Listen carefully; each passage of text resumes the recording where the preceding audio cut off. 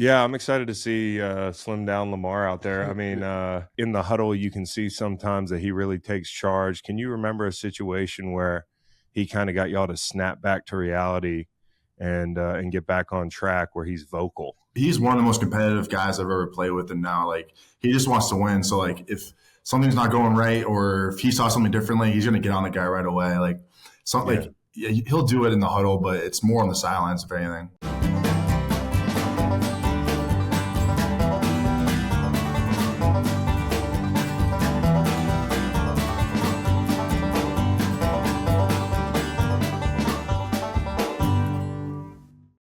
All right, we got a fullback.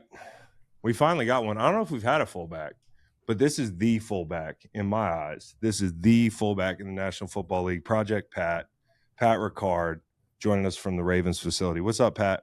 What's going on, guys? How we doing? I'm doing pretty good. How you feeling this time of year? How long does it take for a guy like you who gets in 25 car crashes an afternoon on a fall Sunday? How long does it take you to feel like better after a season? I usually take like at least a couple of weeks off. Start pretty light. So around like Super Bowl, and it all depends when my season ends. Like this last year, it ended super late, so it was a couple of weeks after the Super Bowl. But like I said, I just start really light, and then I start going to weight training probably a couple of weeks until like OTAs start. But usually my body feels pretty good. I've only had a couple surgeries, and it wasn't really like from football. It was just from like repetition. Just had torn labrums in my hips. So other than that, I mean, I've been pretty good.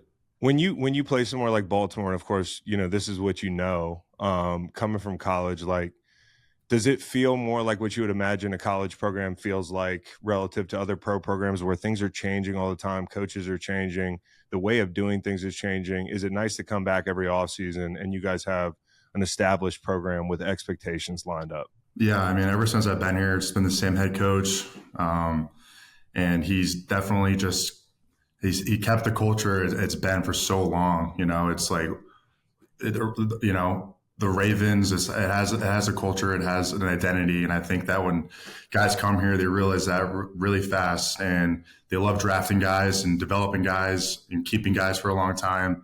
So it's definitely like every offseason you just know that we're a team that's going to have success, and everything's already been here, and got the guys that we add from the draft or free agency, they'll just buy in because you kind of have to. That's the culture. We don't have guys that are me guys realistically. And, our best player is Lamar Jackson, and he's like the most humble dude on the team. So, yeah, it's definitely a great feeling. It's not like a new head coach every year or a new offensive coordinator.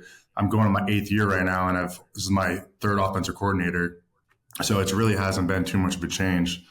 So, yeah, I mean, it's definitely a great feeling knowing that, it's not too much of a change from personnel, from front offices. Ozzie Newsome was the GM here for 20-something years, and Eric DeCosta has been under him the whole time. Now he has the reins. So, it's definitely a first-class organization, and you hear from guys all the time that come here and just say how different it is here. You talk about the change in coordinators. I thought Monken did a great job last year, and big shoes to fill. I mean, like some fans might have been like, oh, Greg limits us and that sort of thing. I remember when Greg was coaching the 49ers, when that offense was at their best, it was really scary, and the same with you guys. But with Todd and the change, were you worried that there might not be as much use for a fullback, or did they give you assurance like day one that we're going to keep this thing alive, this thing going, because you feel like a staple? They like work you into different personnel groupings. Yeah, I mean, it was definitely a concern because he was more of like a passing coordinator. But for me, like I also had my hip surgery the first offseason he was here, so I couldn't really show him what I could do. So there was a little bit of a concern, but at the end of the day, like I know the player I am, I know how versatile I am, I know how I could be used in so many different ways. To when I started seeing so I'm with the tight ends. That's my position group here. I'm not with the running backs because I do a lot of things that the tight ends do. So like during camp and the OTAs, when I had to watch, seeing what they were doing and how they had to be used, I could see myself in those roles. And I've always been a guy where like I have to earn my reps. I've undrafted, I played D-line at first, and then moving to offense, I had to slowly earn my trust, show what I can do, keep growing, keep learning, keep adapting. And it was kind of the same thing with Todd. I had to like show him, how I can move, how big and strong I am, all those different things, and show him like, okay, you can use me here, you can use me here. So like, there was maybe a little bit of concern at first, but I had a lot of belief in myself, and I was going my 7th year. I've made numerous Pro Bowls, and I've been a great player in this league. And I think Greg Roman used me in a lot of different ways that maybe other people wouldn't have used me. So it was all up to him. But I think I played a good amount last year, and I'm just building off of that in OTAs right now. Can you talk about how that switch came about from you playing D-line in college and then getting into the league and moving over to the offensive side? Yeah, so I was undrafted out of Maine, and it was my first week of OTAs, and Kyle Juszczyk just left in free agency to 49ers, so the team didn't have a fullback. Yeah. All they had was a rookie undrafted guy in my class, and then a running back that was converting to fullback. And, I'm doing my thing as a, D lineman, trying to win on reps. I think I'm doing pretty good, and then a week goes by, and Greg Roman in the hallway, he was the tight ends coach, run game coordinator at the time, kind of comes up to me and just says, hey, like, would you want to try to rep at fullback? And, I'm undrafted, so, like, I'll do anything to make the team. I'll be a water boy, do the laundry. Like, it didn't matter. So I'm like, yeah, sure. And he said, all right, you're just going to line up in the I, and it's going to be, 90 lead. So you're just going to lead up on the mic. I'm like, all right. So then practice happens. The play gets called. And Willie Henry was a 3 technique at the time. And the ball snapped. He breaks in the backfield right away. And I played fullback in high school, but in college, I just played defense. So I have a little bit of background. So then Willie Henry breaks through. I knock him to the side. I lead up on the mic perfectly. And I was kind of smart what I did next. I stood next to Harbaugh behind the line while we're watching plays.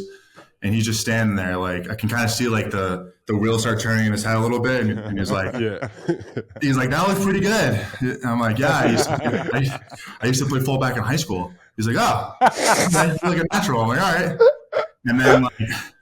And then from there, rest of OTAs, I just play D line, and I'm trying to make as a D lineman because we all know D lineman, every team needs them. They get paid. The longevity is there. Fullback is kind of it's not as much. So, but I was trying to do anything to make the team. So then once training camp hit, still my rookie season, I'm still trying to make it as a D lineman. Nothing about offense has really been happening. Probably a week or two into training camp, they start giving me more reps on offense. And I'm just meeting with the defense. I have to go up in the mornings with Greg Roman while he's drinking his black cup of coffees and he has his chewing, and my stomach's turning because it's all I can fucking smell watching clips of practice that he's showing me my new plays for the day. So that happened for a week, and then second preseason game, I finally get snaps on offense, and I'm just it's in Miami, and I'm just blacking out as I'm playing. And I probably had 10 plays, and I probably had 5 pancake blocks. And, it's against third string guys, but I'm just trying to hit dudes as hard as I can, and it was working. NFL guys, man. Oh yeah, it doesn't matter. Yeah.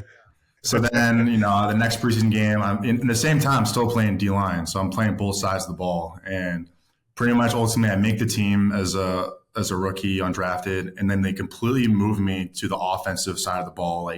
No more meeting with the defense. I only met with the defense in the mornings. My coaches are they would give me here's the weekly game plan, study it, because I still was playing defense. So, but it was a huge learning curve my rookie years because I had to really just learn everything and then do it against all these elite athletes, and being a rookie and trying to navigate everything. So it was definitely a lot, but yeah, that's kind of a long story, but it's a pretty crazy one. Dude, it's nuts. What's the alignment that was the toughest to learn in the NFL? Because I'm sure fullback alignments, where you might be split out, where they might have you, would be a little bit different in high school. What were some of the toughest angles to learn how to capture gaps and that sort of thing? It's probably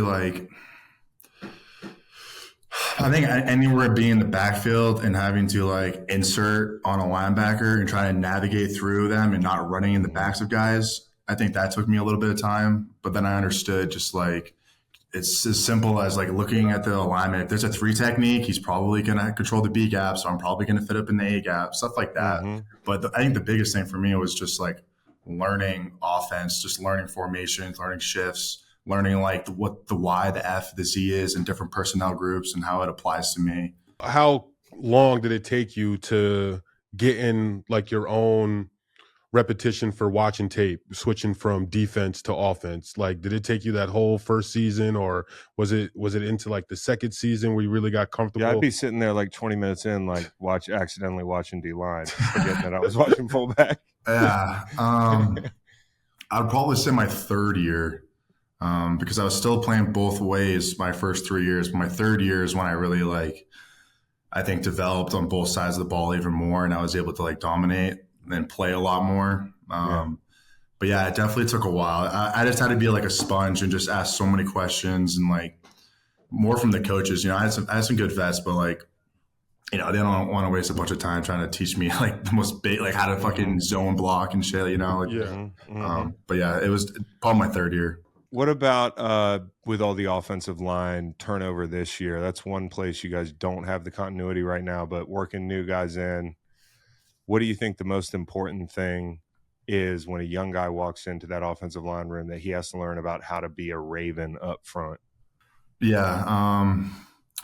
We lost 3 starters, so we still had Tyler Linderbaum and Ronnie Stanley. I think the biggest thing is playing with Lamar and understanding how he is in the pocket, how he moves. And I think when you're playing with a guy like that, it makes you just want to play even harder and play to the whistle and all those things. But, we like to run the ball here a lot. We just got Derrick Henry, which I'm very excited about. Yeah, dude. I think you just have to really learn the nuances of how we block things up and how physical we have to play, because we are going to run the ball. I think it's kind of obvious now.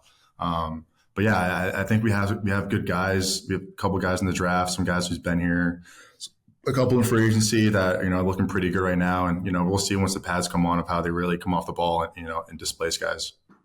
I know that a lot of things are game plan dependent and it happens, but I felt like in the Kansas City game, you guys probably walked out of there thinking we should have pounded the ball a little more.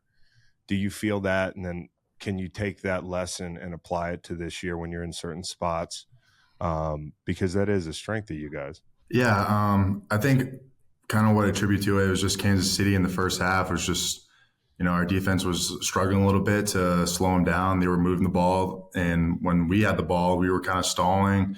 We only ran the ball 6 times to running back, and we had a couple positive runs. But, I think, the general public would agree that let's do what got us there at that point was we run the ball, we control the clock, and we have our passing game as well, obviously to complement everything. But I think once you get one dimensional, it's tough.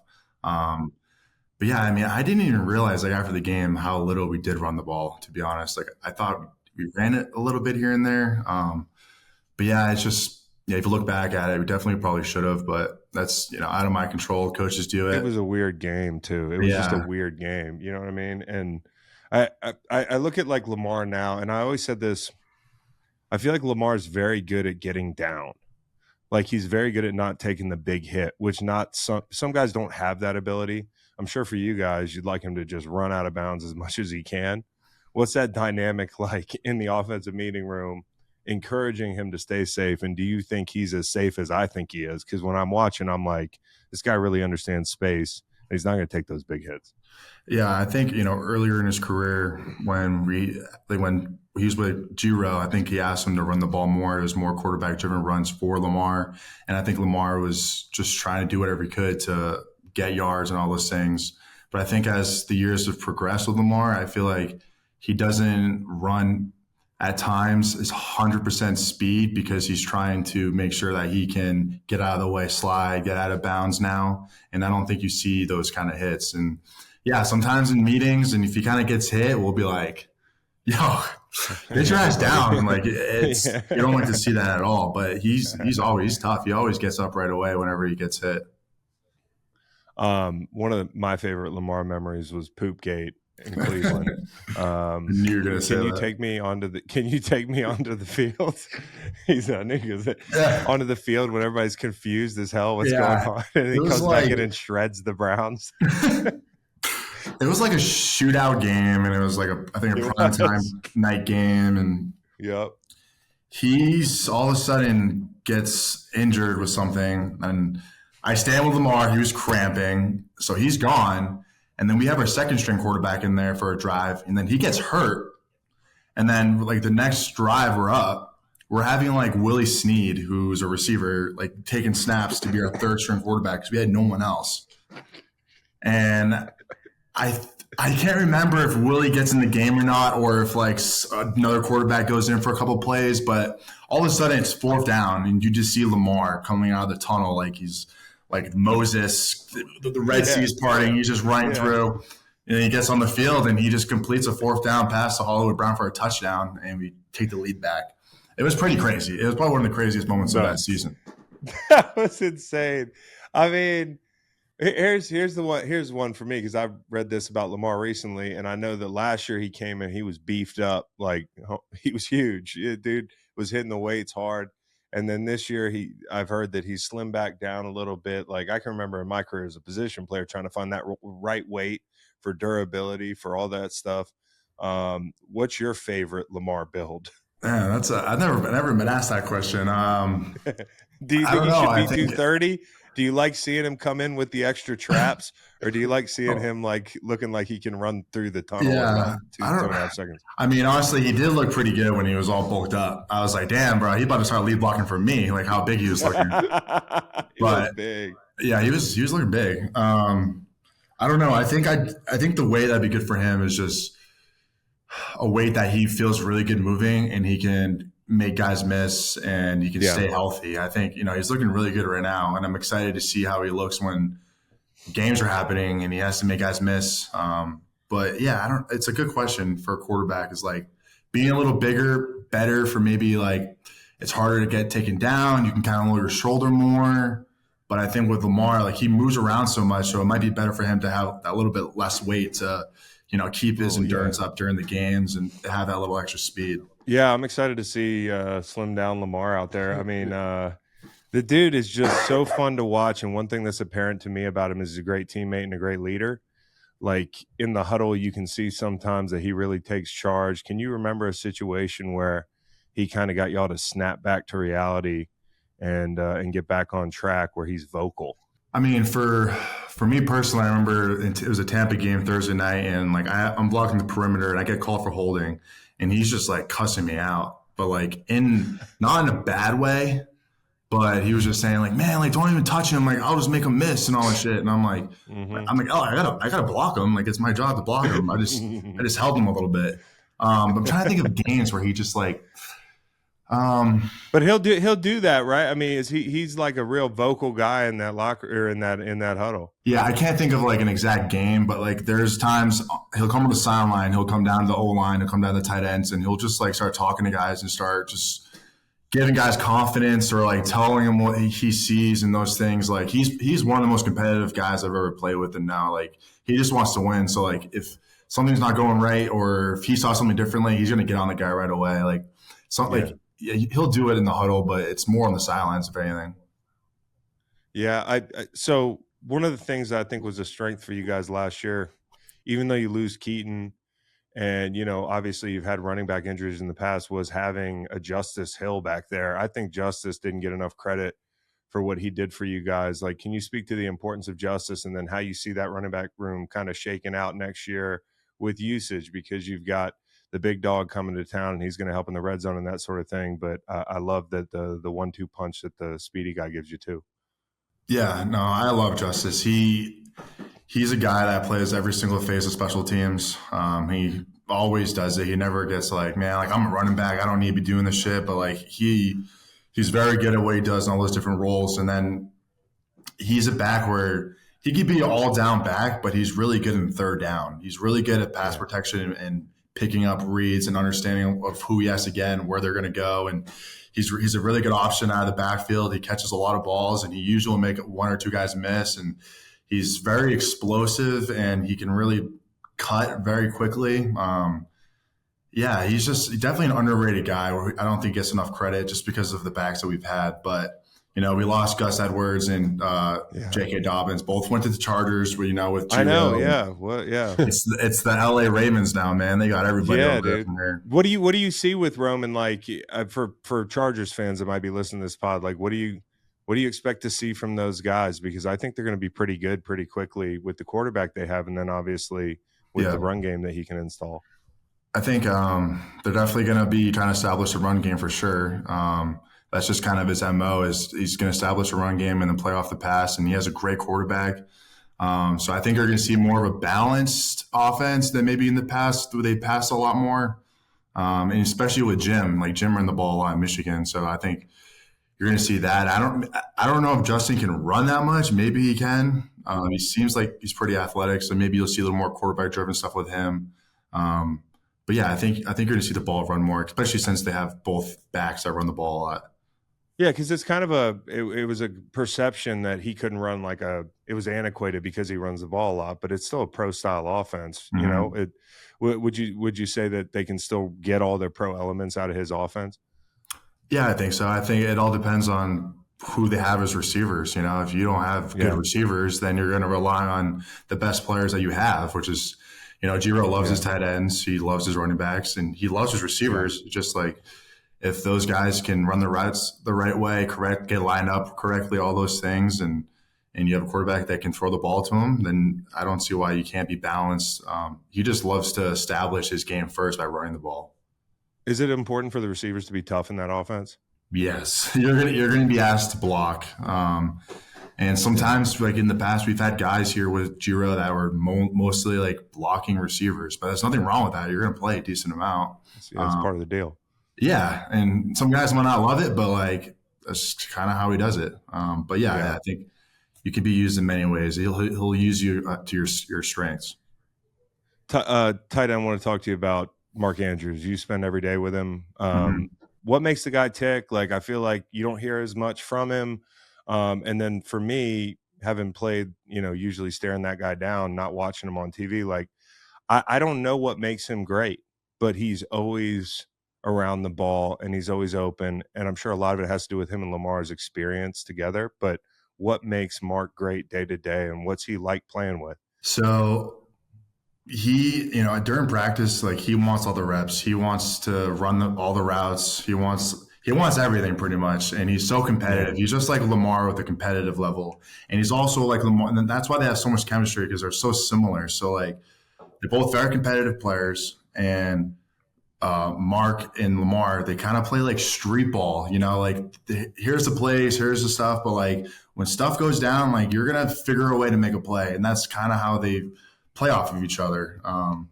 And, you know, like I said, you know, during practice, Mark's one of the hardest working dudes. But like when it comes to game day, he kind of changes a little bit. He turns into Mandrews. Like you don't want to mess with him because he's not like the same person.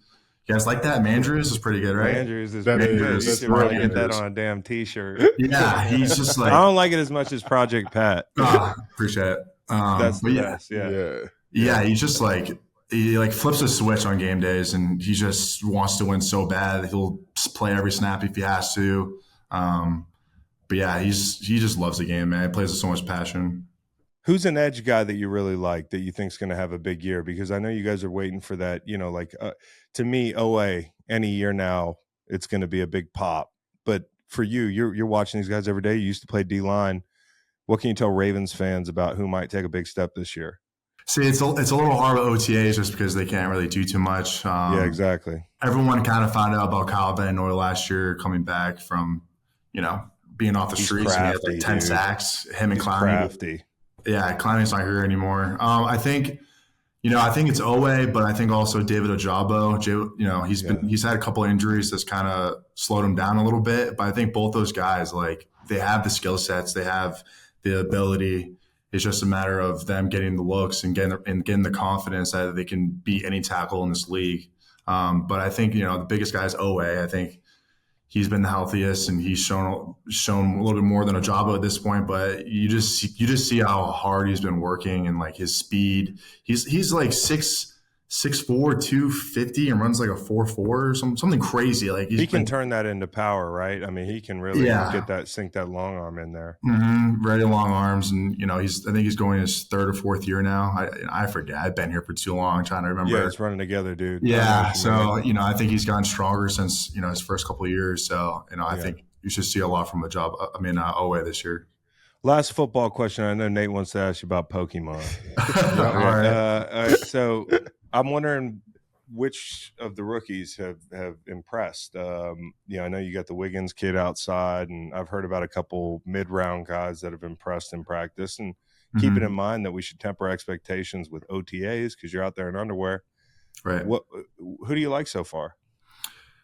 Obviously, like our high draft picks they're looking great. Like it's kind of expected. It's unfair to say that just because they're rookies as well. But me being an undrafted guy, I'm going to show a little love to an undrafted guy.